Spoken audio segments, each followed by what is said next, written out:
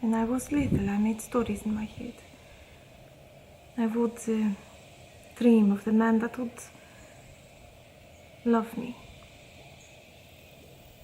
The one. The man that would make me happy. I thought I found him. I thought I found him 5 times, actually. Now I'm with Yaakov. Jacob. And he was a gentleman at first. He take his shoes off when he come in the house. And I never see a man do that before. He let me stay with him. He teach me what a man like. But then he changed. Like all the others. But today,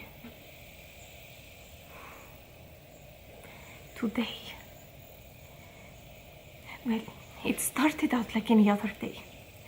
Yaakov got up all angry like.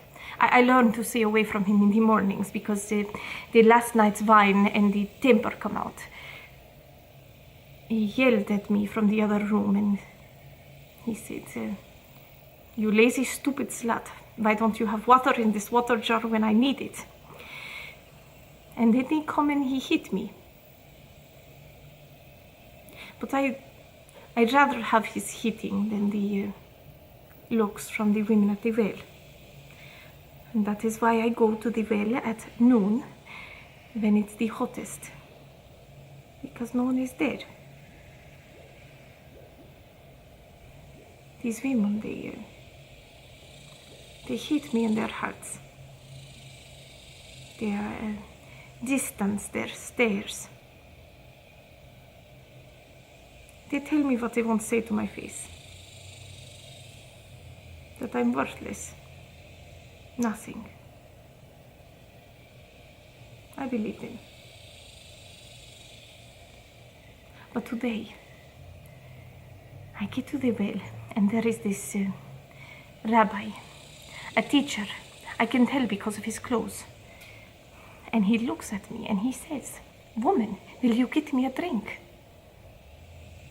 And I say to him, "I am a Samaritan, you are a Jew. Why do you ask me for a drink?" These Judas, Jews, they hate the Samaritans. We are like dogs to them. But he looks at me and then he tells me these strange things. That he has this living water that won't run out. I think he's crazy, but there's something in his eyes. Plus, I hate coming to this well every day, so I ask him for some of this water. And he tells me to go get my husband first. And I tell him I don't have a husband because Yaakov is not my husband. And I thought in that moment that he would do what every other woman, every other man has done. Leave. Because of how dirty I am. But he didn't.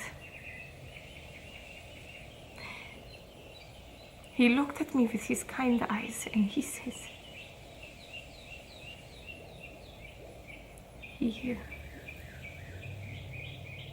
He tells me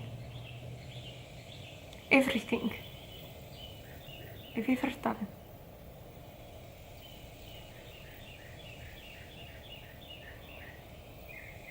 Everything.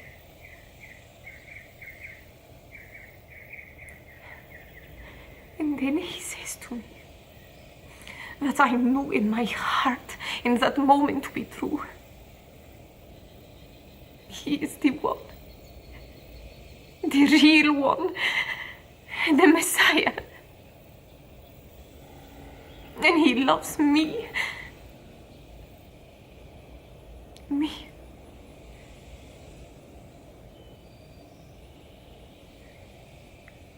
I was thirsty.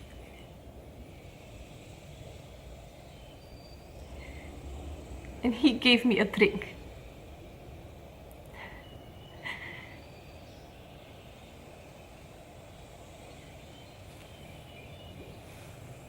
I am the women at the well, and so are you. If you've ever tried to fill your cup with anything that's just left you wanting, half empty. It could be stuff, material possessions, the perfect car, the perfect figure, the perfect position, title, whatever it is that you've tried to fill your cup with. If it isn't Jesus, I can almost guarantee you that there's a part of you that's half empty.